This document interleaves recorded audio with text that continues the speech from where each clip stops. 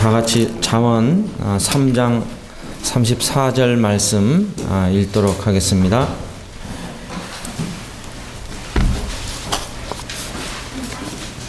예, 3장 34절부터 34절 읽어보겠습니다.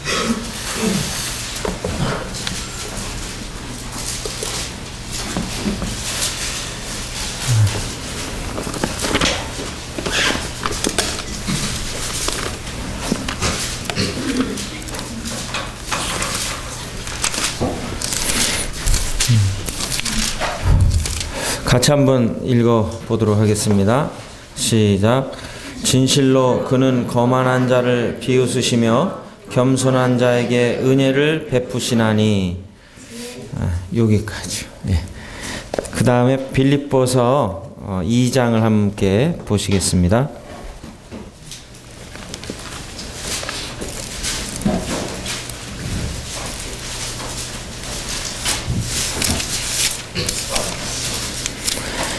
빌립보서 2장 5절부터 8절까지 같이 한번 읽도록 하겠습니다. 시작. 너희 안에 이 마음을 품으라. 곧 그리스도 예수의 마음이니 그는 근본 하나님의 본체시나 하나님과 동등됨을 취할 것으로 여기지 아니하시고 오히려 자기를 비워 종의 형체를 가지사 사람들과 같이 되셨고 사람의 모양으로 나타나사 자기를 낮추시고 죽기까지 복종하셨으니 곧 십자가에 죽으심이라. 예.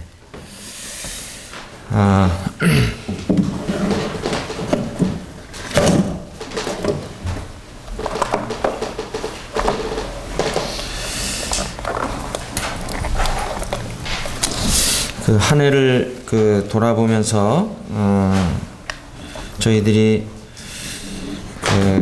낮아질 수밖에 없는 이러한 시간에 서 있습니다. 이제 마지막 올해로서는 주일을 당하고 있고 또 한 하루만 있으면 이제 2012년도 끝나는 이러한 시점에 저희들이 놓여 있는데 저는 지난 금요일에 마지막 금요 집회 마치고 그 동해교회에서 사역하시는 우리 김만혜 형제님 어머니 소천 소식을 듣고 동역하는 몇 형제님들과 함께 문상을 다녀왔습니다. 문상을 하고 잠깐 이렇게 음식을 나누면서 그 동해교회 사역하시는 그 형제님 일어난 일들을 좀 이렇게 들었는데 그 형제님이 한두 달 전에 교통사고를 당하셨어요. 이제 그 형제님이 갖고 계신 차가 산타페인데 좀 오래된 차죠. 산타모라고 오래된 차인데 그 차가 그 뒤에 그 바퀴가 이렇게 있는 차인데 어느 지점에 이제 서 있었는데 갑자기 그 뒤에서 그 차가 이제 추돌을 한 거예요. 그래서 이제 그 22톤 차량이 이제 이렇게 그 형제님 차를 이제 받은 거죠. 22톤 차면은 어떤 차예요? 그 이렇게 택배 화물 같은 거 커다란 차 있잖아요. 저도 8톤 트럭에 한번 이렇게 받아본 경험이 있어서 좀 이해가 되는데 그 이제 이 아닌 밤중에 진짜 날벼락이죠.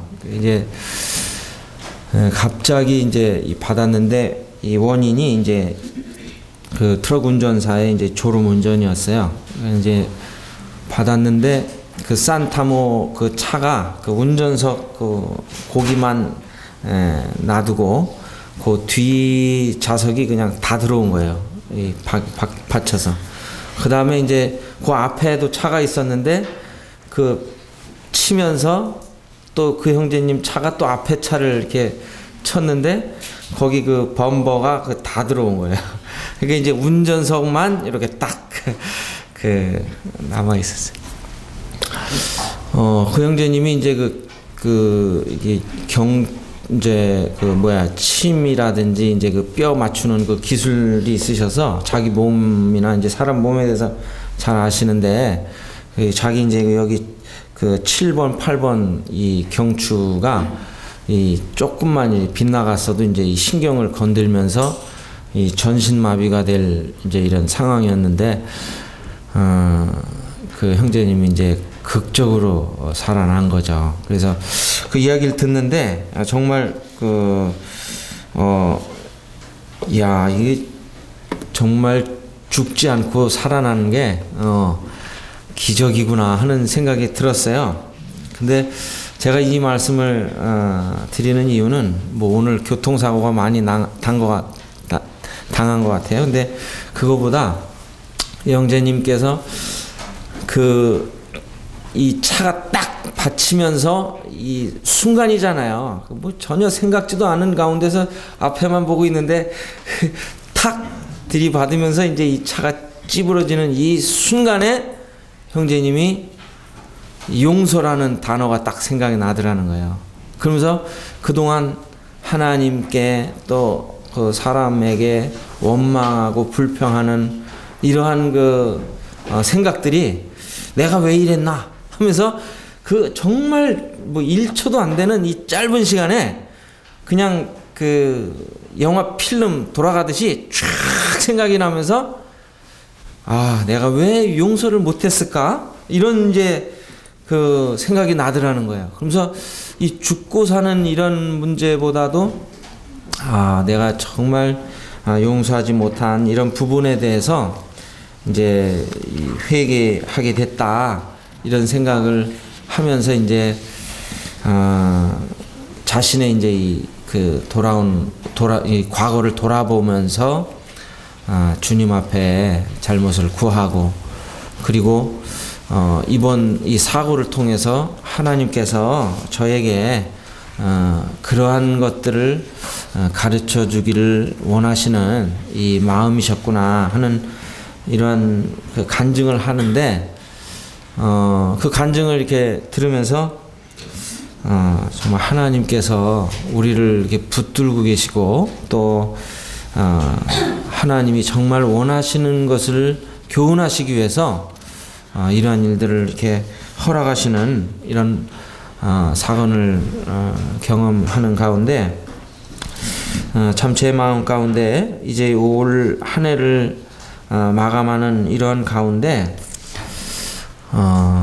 정말 겸손으로 마감하는 이제 한 해가 되면 좋겠다 하는 생각에서 오늘 이 말씀을 이렇게 좀 교제하게 되었습니다.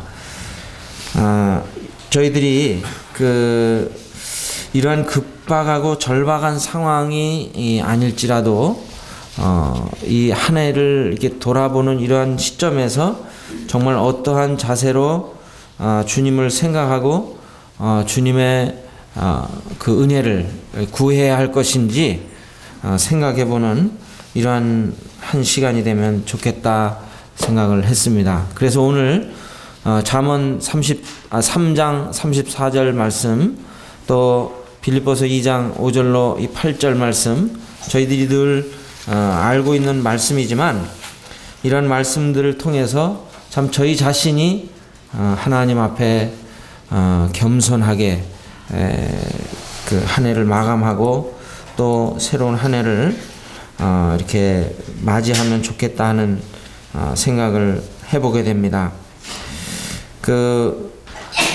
야고보서 4장 6절은 이 잠언 3장 34절 말씀을 인용한 말씀인데, 주님이 이 거만한 자를 어떻게 대하시냐면은 비웃으신다는 거예요.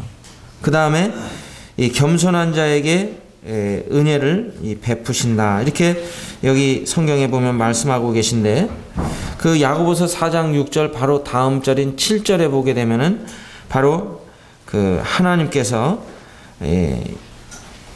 하나님께 복종할 것과 이 마귀를 대적할 것을 말씀하고 계세요.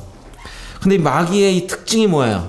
마귀의 가장 큰 죄, 하나님 앞에 저지른 가장 큰 죄의 특징은 뭐냐면 교만이거든요. 그래서 마귀를 대적하라고 하는 것은 저희들이 이 교만의 이 자세를 버리지 않고 교만의 이 마음을 여전히 가지고 있는 한 참 저희들이 그 하나님의 은혜를 받을 수 없음을 말씀하시고 있습니다. 이 겸손하지 않은 사람이 하나님께 순종하지 않을 수가 없죠. 또 겸손한 사람이 이 마귀를 대응하는 법을 알고 있다고 하는 사실입니다. 그 마귀가 뭐 불쑥 나타나서 우리를 넘어뜨리고 우리를 실족해 하는 게 아니잖아요. 우리의 마음의 생각과 또 여러 그 환경과 또 상대방들을 통해서 그 마음에 이 교만을 생기게 만드는 거죠. 그래서 이 거만이라고 하는 이 단어를 찾아보면요, 무례한, 그 다음에 그 교만한, 그리고 자랑하는 이런 단어가 이 연관이 되어 있다는 거예요. 그래서 이 교만한 사람들의 특징이 뭐예요? 이 상대방에 대한 배려나 상대방을 의식하거나 상대방을 존중하는 것이 아니라 상대방의 그런 어떤 태도나 말에 대해서 화를 내고 그 다음에 그 자신을 드러내는, 그리고 또한 이 자신을 자랑하는 이 삶을 사는 사람들의 이 모습을 보면은 그 사람의 인격, 그 사람의 특징이 이 교만한 이런 모습을 저희들이 발견할 수가 있는 것입니다. 제가 정치 얘기를 하는 것은 아니지만 얼마 전에 그 대통령 후보 3명이 나와서 이야기를 할 때 한 후보가 한 후보를 향해서 막 그 공격을 하고 이랬는데 그것이 오히려 그 욕을 먹은 비판을 받은 후보의 이 점수를 더 얻게 되는 이러한 모습을 보셨잖아요. 왜 그럴까요? 우리 마음 가운데에도 그러한 이야기를 들을 때, 그러한 이 모습들을 볼 때 그 교만이 싫은 것을 우리가 본능적으로 알고 있다는 거예요. 그런데 불구하고 우리들은 어때요? 이 교만의 모습들을 때로는 감춘 채, 때로는 드러낸 채 우리 삶 속에 이 겸손하지 못한 모습을 드러내고 있다고 하는 사실입니다. 그리고 얼마 전에 투표하는 날 그 대통령이 투표하러 갔을 때 어떤 젊은이가 자기는 그 당하고 상관없다고 악수를 청했는데도 악수 안 했잖아요. 여러분 그 말 들을 때 어떻게 생각하셨어요? 그럴 수도 있지. 뭐 대통령이 악수해도 뭐 안 할 수 있지, 이렇게 생각할 수 있지만 일반적으로 생각할 때 그 청년의 태도 속에서 그 뭔가 잘못됐다고 느끼지 않으세요? 우리들이 살면서 이러한 그 모습, 이러한 모습들이 우리에게 알게 모르게 나타나 있다는 거예요. 그러나 더 중요한 것은 우리가 하나님 앞에 이러한 자세, 이러한 태도를 취한다고 하는 것은 하나님의 은혜를 받을 수 없는 이러한 자들이라고 하는 사실을 우리가 염두에 두면 좋겠습니다. 그래서 우선 이 겸손이 무엇인지, 겸손의 이 사전적 정의를 좀 제가 말씀을 드리면요, 겸손은 그 자신의 마음을 낮추고 상대방을 인정하고 높이는 욕심 없는 마음 상태라고 이렇게 말하고 있습니다. 겸손은 성경 전체를 통틀어서 하나님의 백성에게 가장 요구되는 이 신앙의 이 덕목으로 그 추천되고 있고요. 또 예수 그리스도의 성육신 사건을 통해서 바로 이 겸손의 대표적 사례로 아까 읽은 빌립보서 2장 5절로 8절의 말씀에서 말씀해 주시고 있습니다. 겸손은 그 자신을 낮추고 낮아지는 것을 말하는 것 같아요. 이게 쉽게 말한다면, 한마디로 말한다면 이 겸손은 자신을 낮추는 것. 그렇다고 한다면 이 교만이라고 하는 것은 무엇일까요? 교만은 자기 스스로 잘난 체 하며 겸손하지 않고 뽐내며 방자히 행하는 것이라고 이렇게 정의를 내립니다. 그래서 자기 능력을 과시하고요. 자기를 최고로 자랑하는 행위로 성경에서는 이 교만이 하나님의 은혜와 도우심을 부인하는 이 최고의 범죄 행위로 이렇게 지적하고 계십니다. 그러니까 교만한 사람의 특징은 뭐예요? 하나님의 도우심, 하나님의 그 은혜를 어떻게 해요? 받기를 원하지 않는 거예요. 예. 하나님의 은혜를 오히려 그냥 무시해버리고 멸시해버리고 하나님의 은혜를 갈망하기보다는 자신의 어떤 능력과 자신이 가지고 있는 소유들로 인해 그 자랑하는 이러한 모습, 이것이 이 교만한 사람의 특징이라고 하는 사실입니다. 그래서 트렌치라고 하는 분은 그런 얘기를 해요. 겸손이란 우리가 피조물이라는 것을 언제나 인식함으로 온다 이랬어요. 그러니까 우리가 어떤 존재예요? 하나님의 피조물이에요. 우리가 주인이 아니라는 거예요. 우리가 창조주가 아니라는 거예요. 우리가 주인이 아님에도 불구하고 이 교만에서 어떤 것이 오는 게 내가 주인이라는 것이. 그러니까 인생의 주인이 누구세요? 하나님이신데 인생의 주인이 하나님이 아닌 자기 자신이 되어 살아가는 삶, 이것이 교만한 사람의 특징이에요. 그래서 이 스펄전은요, 이 겸손은 자신을 올바로 평가할 때 찾아온다 이렇게 이야기를 했어요. 자기 자신을 올바로 평가할 때 이 겸손이라고 하는 것이 나타난다고 하는 거죠.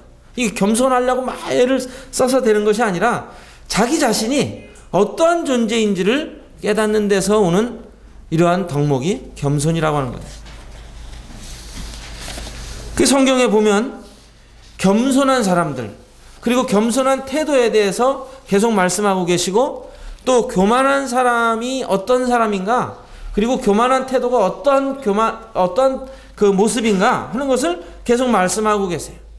그런데 누가복음 18장에 보면, 그 신약에 보면 누가복음 18장에 이 그 9절로 14절을 보면은 이 바리새인과 세리가 기도하는 모습 잘 아시죠?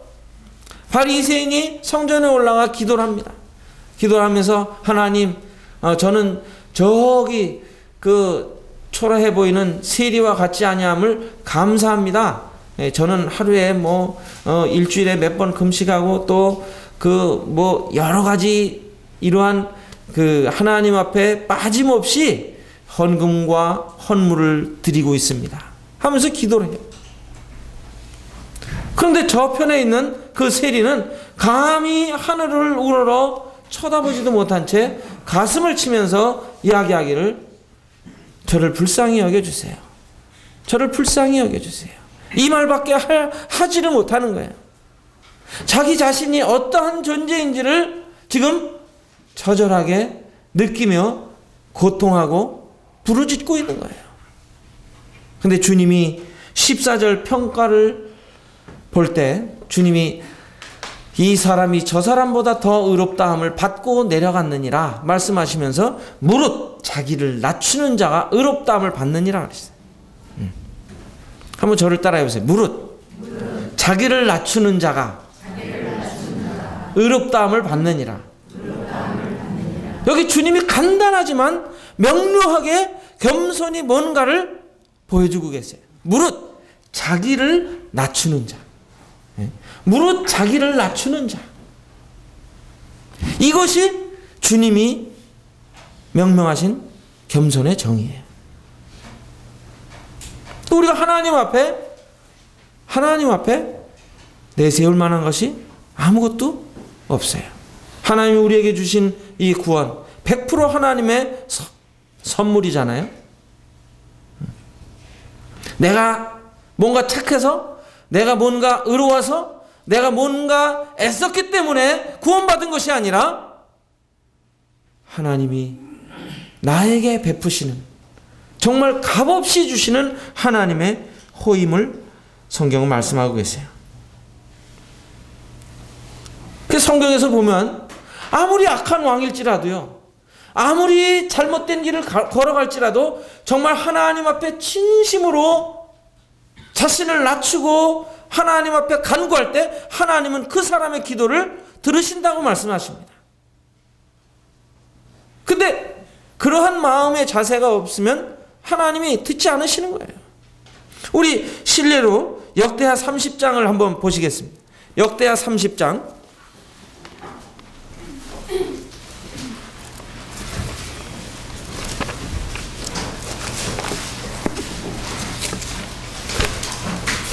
역대하 30장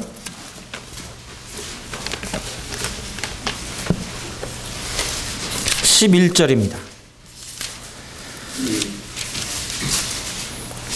10절부터 한번 읽어보겠습니다.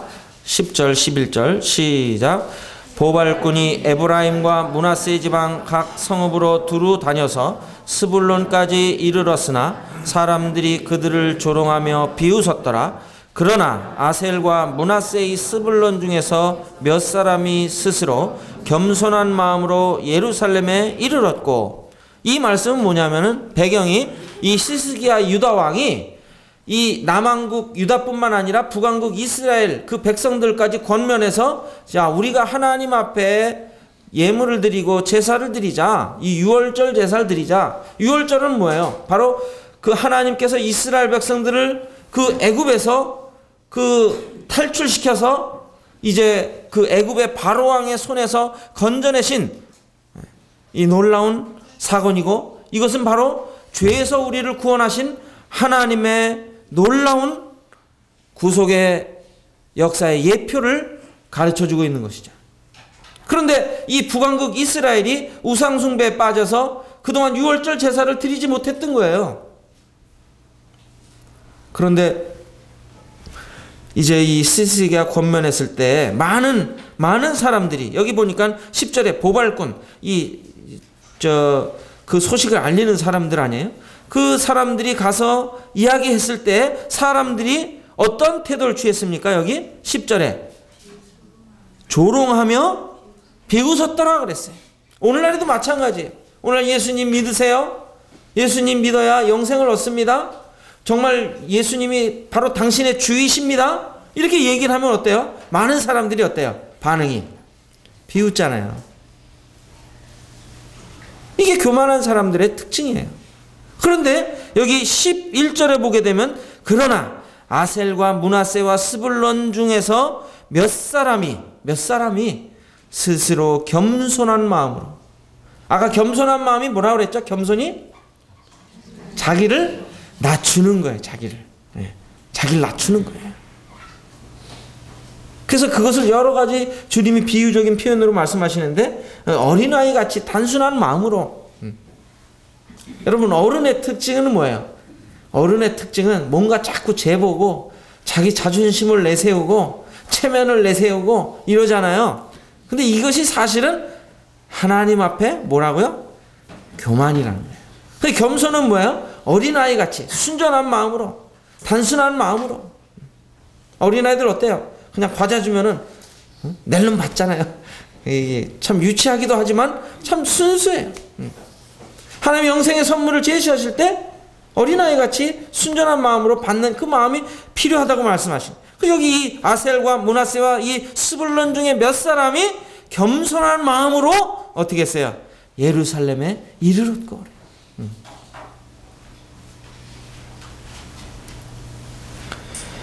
이 겸손한 태도예요.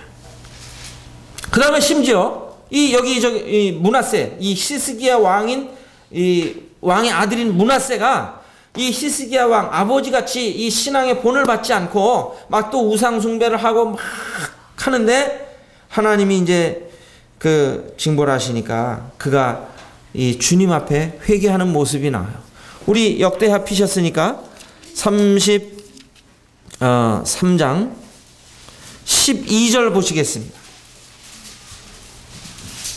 33장 12절. 여기 므낫세의 이러한 모습입니다. 자, 같이 한번 읽어보실까요? 시작. 그가 환난을 당하여 그의 하나님 여호와께 간구하고 그의 조상들의 하나님 앞에 크게 어떻게 했다고요? 크게 겸손했다는 게 크게. 이 므낫세가 상당히 악한 왕이거든요. 못된 왕이에요. 아주. 그런데 이 므낫세가 환난을 당했을 때 이게 내가 하나님을 경외하지 못하는 원인이구나. 이걸 깨닫고서 하나님 앞에 나아가서 크게 겸손하여 하나님께 기도하는 거예요. 그런데 기도하니까 그 13절 보세요. 기도하였으므로 하나님이 어떻게 해요? 그의 기도를 받으셨다는 거예요. 받으셨다. 이 참 놀랍죠. 그런데 그의 아들인 아몬이 있어요. 아몬은 어땠냐? 23절 한번 보겠습니다. 23절 보시면 같이 한번 읽어보실까요? 이것도 시작. 이 아몬이 그의 아버지 므낫세가 스스로 겸손함같이 여호와 앞에서 스스로 겸손하지 아니하고 더욱 범죄하더니. 아몬드가 아몬에서 유래한 말인지 모르겠지만 하여튼 아몬드는 잡수지 마세요. 이 아몬이 어떻게 해요? 아버지 므낫세가 스스로 겸손함 같이 겸손하지 않은 거예요. 참 이런 걸 좀 닮아야 되는데 이런 걸 안 닮는 거예요. 그러니까 아버지는 겸손한데 아들은 교만 방자한 이런 자들이 있어요. 누가 있어요? 이 아몬이 그랬다니까요. 근데 오늘날에도 있어요, 없어요? 오늘날에도 부모님 속썩이면서 부모님 말씀 안 듣고 하나님을 경외하지 않는 이런 아들이 있을 수 있다는 거예요. 근데 여기 보니까 스스로 겸손하지 아니하고 더욱 범죄한 이런 모습을 봅니다. 성경에 보면 이 겸손하지 아니한 이러한 그 많은 그 아주 아이콘들이 있어요. 누가 있을까요? 성경에 교만할 때 둘째 가라면 서러워할 사람이 누가 있어요? 바로왕. 하나님이 10가지 재앙으로 그렇게 내리치시는데도 어때요? 끝까지 굴복하지 않잖아요. 그가 굴복하지 않은 이유가 뭐였을까요? 그의 권력, 그의 힘, 그의 가지고 있는 부귀 영화, 이것이 하나님 앞에 아무것도 아님에도 불구하고 자신이 가지고 있는 그 끝까지 내려놓지 않는. 여러분 보세요. 병원에 가서도요, 이 아프면은 다 사람들이 겸손할 것 같죠. 아프면 뭔가 사람이 좀 기운이 없고 그 겸손해질 것 같은데 어떤 사람 보면 아프면 아플수록 더 교만해지는 사람이 있어요.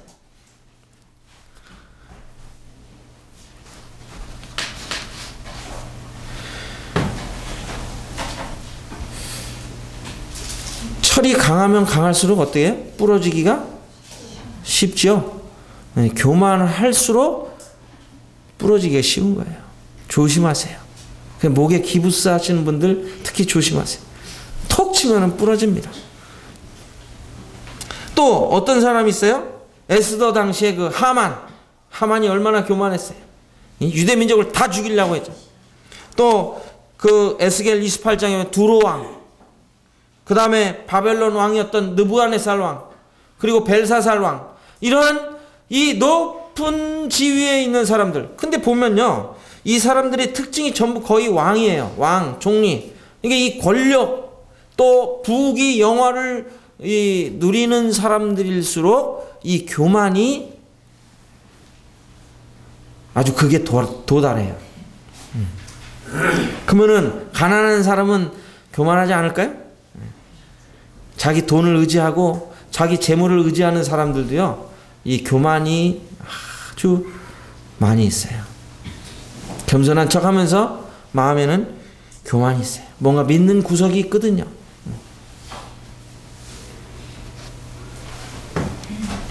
하나님은 멀리서도 교만한 자를 아실까요? 모르실까요? 하나님 멀리서도 교만한 자 아세요. 우리는 어때? 이렇게 사람하고 이야기해보면 아주 겸손하게 이렇게 대화하는 사람들이 있잖아요. 근데 사실은 이 교만의 칼을 숨기고 있는 사람들이 있어요. 겸손한 척하는 사람들이죠. 이것이 어떤 모습으로 나타나든지 간에 이거 교만이에요. 제가 우리 김구시 형제님이 얼마 전에 그 SBS에서 이단에 관한 그 방영한 것을 이렇게 들었는데, 그 사람들이 지금 이제 계속 그 자기 교리를 변호하는 이러한 내용들을 신문에 싣고 있더라고요. 그래서 제가 그 신문 스크랩을 해서 봤는데 아주 교만해요. 아주 교만해. 그 특징이 겸손한 척하면서 아주 교만합니다. 시편 2편 7편을 그 예를 들면서 자기 하나님 아들들이라는 거예요. 근데 분명히 시편 2편 7절에 하나님께서 이 그리스도 예수를 지칭하시면서 오늘날 내가 너를 낳았도다. 너는 내 아들이라 말씀하실 때 단수로 말씀하고 계신데도 불구하고 그걸 슬그머니 복수로 바꿔가지고 자기들이 다 하나님의 아들, 딸들이라는 거예요. 그러면서 그 자기 그 교주를 이제 어떻게 보면 하나님의 대리자 취급을 하면서 아빠로 불러요. 거기는 교주가 아빠예요. 그래서 아빠 그러면서 웬 저 아빠가 그런지 모르겠어. 근데 이러한 그 아주 교묘한 겸손, 이러한 것들이요, 오늘날 이단들의 모습이에요. 우리에게도 참 이러한 모습들을 볼 수 있어요. 또 성경에서 보면요, 이 왕뿐만 아니라 이 어떤 족속 그에도 이렇게 말씀하고 계신데, 그 오바댜 1장 3절을 보면 그 에돔 족속의 이 교만에 대해서 말씀하고 계셔요. 그런데 이 에돔 족속이 어떤 곳에 위치해 있었냐면요, 이 어마어마한 바위, 이 바위가 그 요새예요. 그래서 그 도시 안으로 들어가려면 한 사람 두 사람 정도 이렇게 통과하는 그런 곳으로 이렇게 들어가야 되는 거예요. 그러니까 어느 대적도 쳐들어올 수가 없는 거예요. 그 주변은 다 안반으로 높은 그 성벽 역할을 해주기 때문에.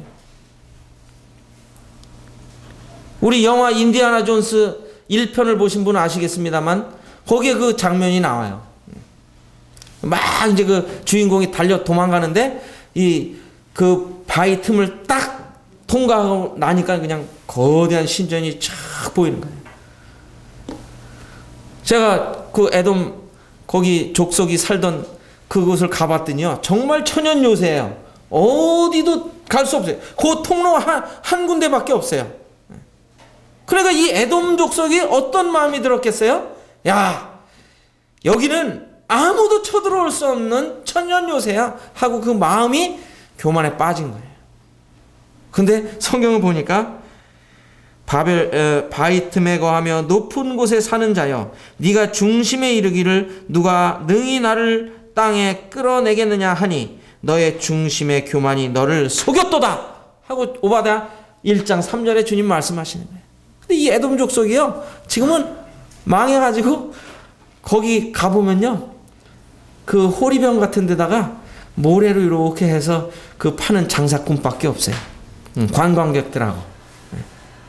그렇게 교만하게 자기 자신을 그 높이던 이 족속이 온데간데 없이 사라져 버렸어요. 참 저희들이 하나님 앞에 이 겸손한 이러한 그 자세로 나아가는 것이 성경은 정말 중요하다고 말씀하고 계신 것을 봅니다. 제가 내가 교만한지 안 교만한지를 지금 오늘 이렇게 좀 테스트를 한번 해보십시오. 그래서 제가 이렇게 읽어드리면 이건 맞아, 이건 나에게 있는 것 같아, 누구한테 말하지 마세요. 그냥 솔직하게 자기 자신이 정말 그러한 마음이 있다면 내가 교만한 자구나, 이걸 한번 테스트해 보시라 이 말이에요. 내색하실 필요도 없어요. 그러면서 정말 하나님 앞에 자신을 좀 이렇게 돌아보시는 시간이 되시면 좋겠어요. 한번 읽어볼 테니까 잘 보세요. 교만한 사람은 다른 사람의 실패를 즐거워해요. 다른 사람 실패하면 막 박수치고 속으로는 이제 겉으로는 안 됐다 이러면서도 속으로 즐거워하는 사람. 이 사람은 뭐라고요? 교만한 사람. 그래서 겸손한 사람은 자신의 부족함을 생각하고 마음 아파해요. 이 두 번째 교만한 사람은 스스로 의롭다는 태도를 취하고 매사에 비판적이며 남을 헐뜯기 좋아한다.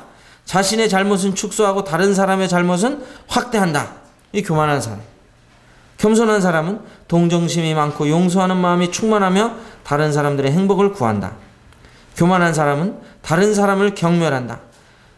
겸손한 사람은 자기보다 다른 사람을 더 낮게 여긴다. 교만한 사람은 독립적이며 자기 만족적인 성향을 갖는다. 씩 웃는 사람들이 있어요. 겸손한 사람은 의존하는 마음을 가지며 다른 사람들의 필요성을 인정한다. 교만한 사람은 스스로의 삶을 지배하고 통제하려 든다. 자신의 길을 고집한다.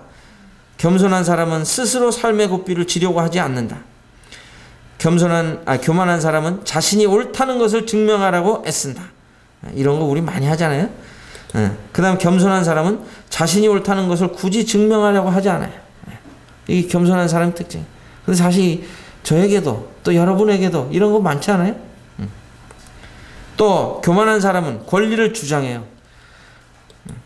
그 다음에 겸손한 사람은 권리를 포기합니다. 교만한 사람은 늘 요구하는 태도를 취하고 겸손한 사람은 늘 베푸는 태도를 취합니다. 교만한 사람은 자신의 시간과 권리와 평판만을 중요하게 생각하지만 겸손한 사람은 자신을 부인하고 있어요. 교만한 사람은 섬김받기를 좋아하지만 겸손한 사람은 섬기기를 좋아합니다. 교만한 사람은 성공하려는 욕구가 강하지만 겸손한 사람은 다른 사람이 성공하기를 원합니다. 교만한 사람은 아는 체하고 간섭하기를 좋아하는데 겸손한 사람은 뒤에서 다른 사람을 돕기 좋아합니다. 교만한 사람은 사람들에게 인정받기를 좋아하고 고맙다는 말을 듣고 싶어 합니다. 그런데 겸손한 사람은 자신의 무가치함을 인정하고 조용히 주어진 책임을 다하며 다른 사람들에게 공로를 돌리기 원합니다. 교만한 사람은 다른 사람들이 잘 되는 것을 보거나 사람들에게 무시당하면 마음에 상처를 받지만 겸손한 사람은 다른 사람이 잘 되는 것을 보고 기뻐합니다. 교만한 사람은 내가 있어야 모든 일이 잘 될 수 있어 라고 하는 태도를 갖지만 겸손한 사람은 나는 이런 일을 할 자격이 충분하지 않아 라는 태도를 취합니다. 교만한 사람은 자기의식이 강하지만 겸손한 사람은 자신의 유익을 생각하지 않습니다. 뭐 여러 가지 많아요. 근데 여러분들 이렇게 쭉 지금 한 열 몇 가지 제가 이렇게 읽어드렸는데 자기가 어떠한 부분에 해당되는 것이 맞느냐 하는 걸 생각해 보면 내가 정말 지금 교만한 사람인지 겸손한 사람인지를 뭔가 생각할 수 있는 시간이 되셨을 것입니다.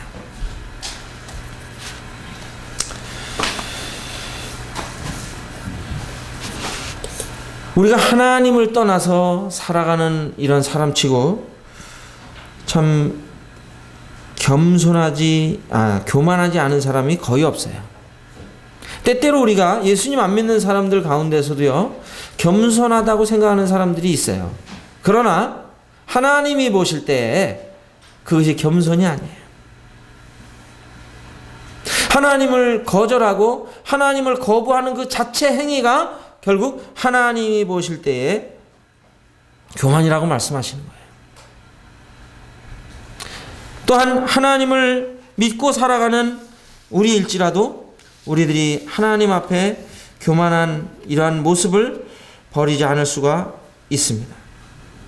하나님은 시편 10편 7절에 겸손한 자의 기도를 들으신다고 말씀하세요. 자신을 낮추지 않는 한 하나님의 이 기도의 응답을 받을 수가 없는 것이죠. 우리가 기도하면서 정말 기도의 응답을 받아보신 적이 있으세요? 기도하지 않는다는 자체가 겸손하지 않다고 하는 증거입니다.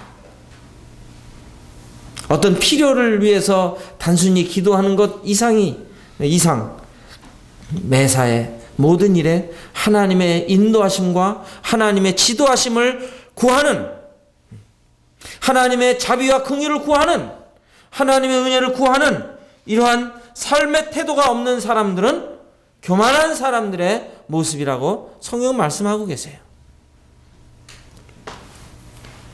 그런데 주님은 이 겸손한 자의 축복에 대해서 이렇게 말씀하시는데요. 우리 시편 22편 16절을 한번 보실까요? 이 겸손한 자가 얻는 축복. 시편 22편 26절.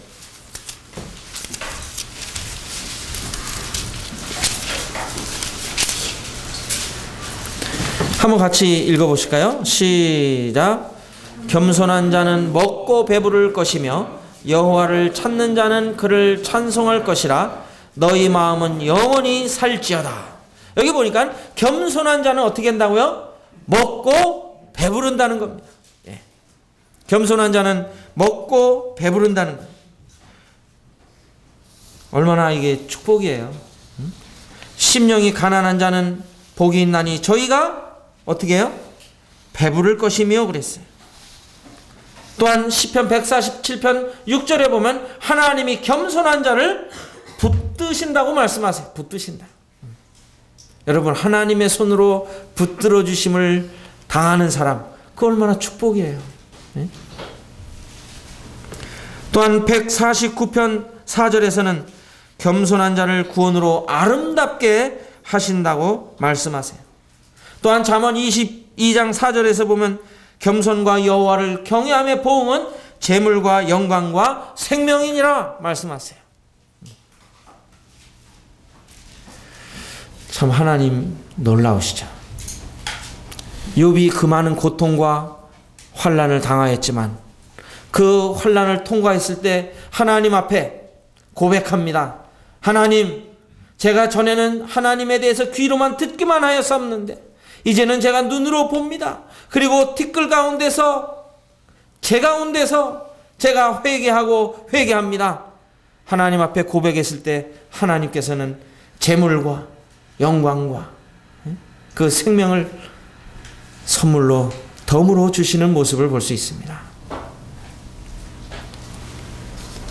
성경은 틀림이 없어요. 성경은 하나님께서 말씀하시는 대로 우리들이 이 겸손하게 될 때에 얻게 되는 이 축복은 이루 말할 수가 없어요. 그래서 하나님은 우리가 이 겸손한 그 자리에 가도록 하나님, 아까 우리 사회 보시는 형제님이 말씀하신 하나님 우리에게 가장 좋은 걸 주기를 원하시거든요. 그래서 이 교만한 자들을 겸손하게 낮추기 위해서 하나님이 우리에게 주시는 게 있어요. 뭐가요? 고통과 환난이에요. 이 고통이 주는 유익이 뭐예요? 고통이 주는 유익은 오직 하나님께 소망을 두게 하는 거예요. 그래서 하나님께 소망을 두고 하나님 살려주세요 이렇게 하도록 만드시는 거예요.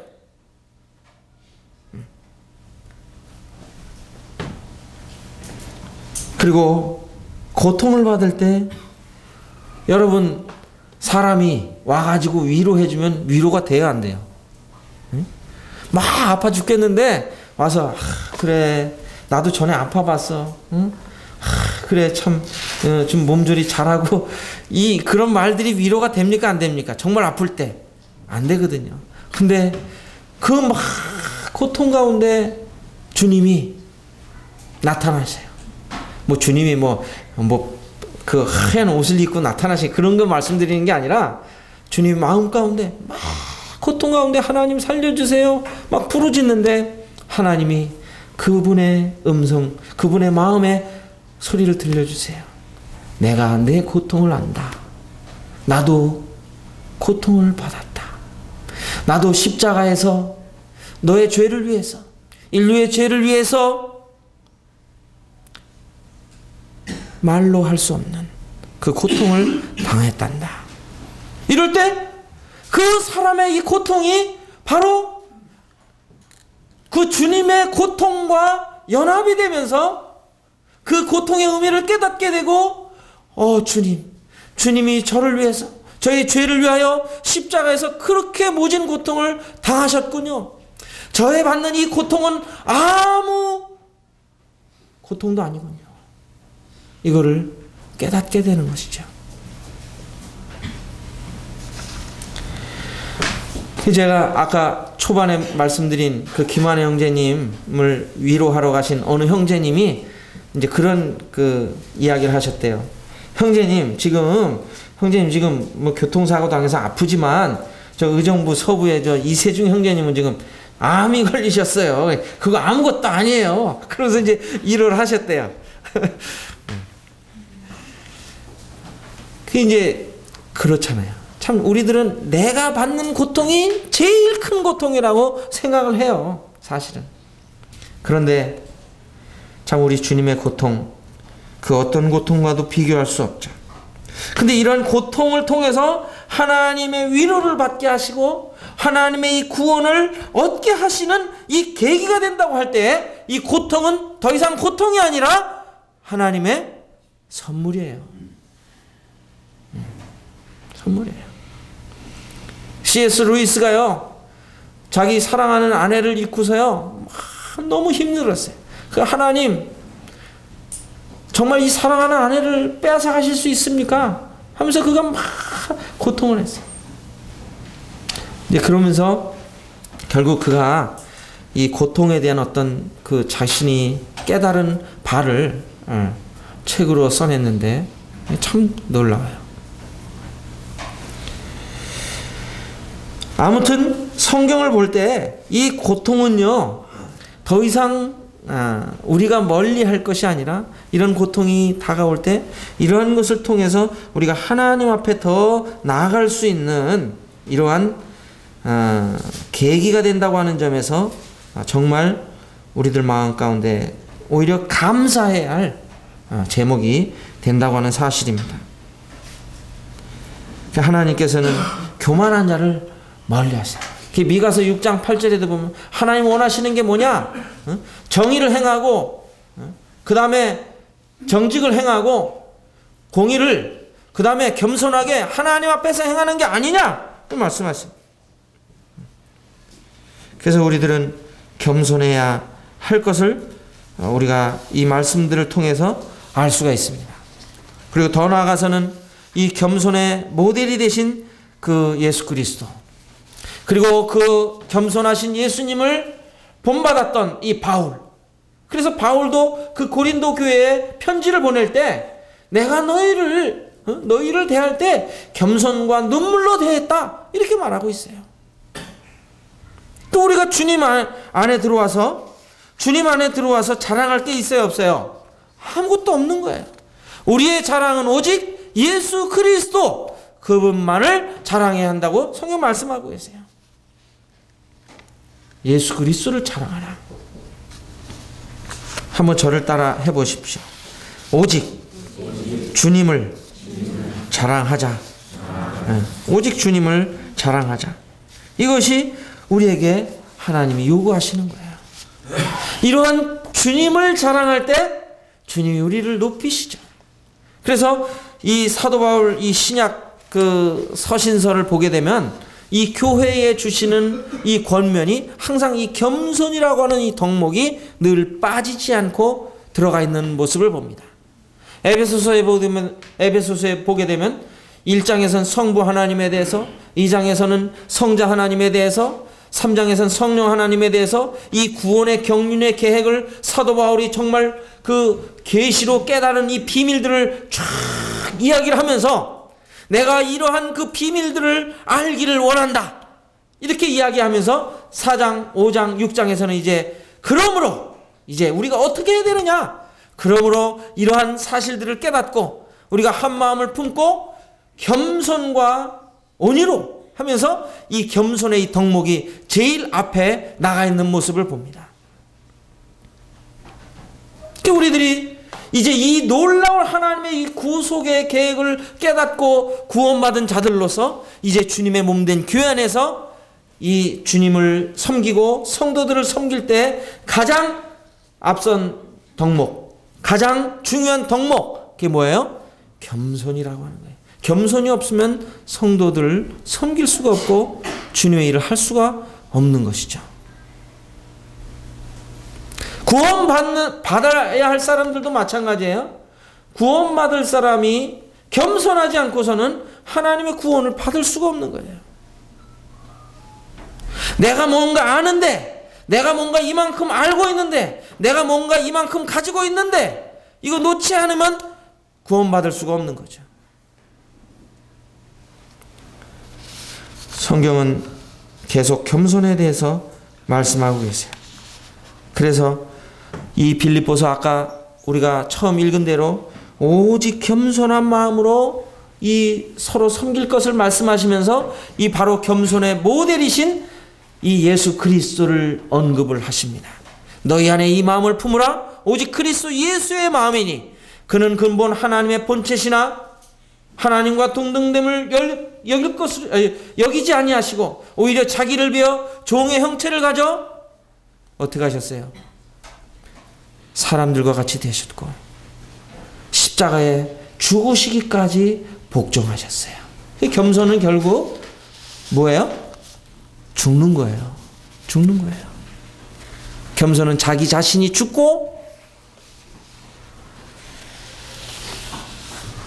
그래서 그 안에 그리스도가 사실 때 겸손의 이 모습이 드러나게 되는 것입니다.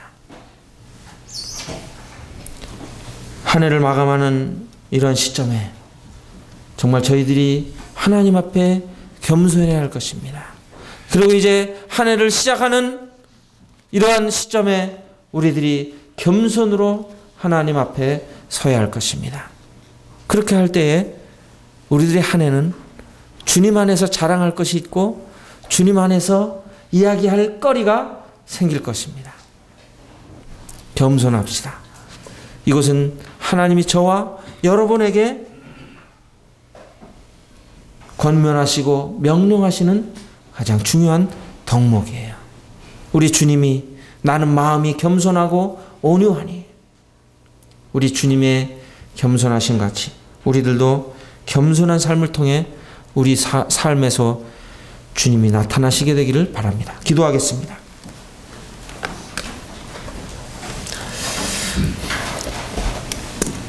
아버지 하나님, 저희들이 하나님 앞에 저희 자신을 비춰볼 때 너무나 겸손하지 못했던 저희들의 모습을 생각해 보게 됩니다. 참 주님의 겸손하심 같이 저희들도 참 겸손해질 수 있는 이러한 삶으로 저희들을 이끌어 주시기를 소원합니다. 참 저희의 모습 속에서 저를 아는, 또 저희들을 아는 사람들이 겸손이라고 하는 이 덕목을 생각할 수 있는 이런 삶이 되도록 저희들 이끄시고 인도하여 주시옵소서. 저희들을 사랑하시는 예수님 이름으로 감사하며 기도하였습니다. 아멘.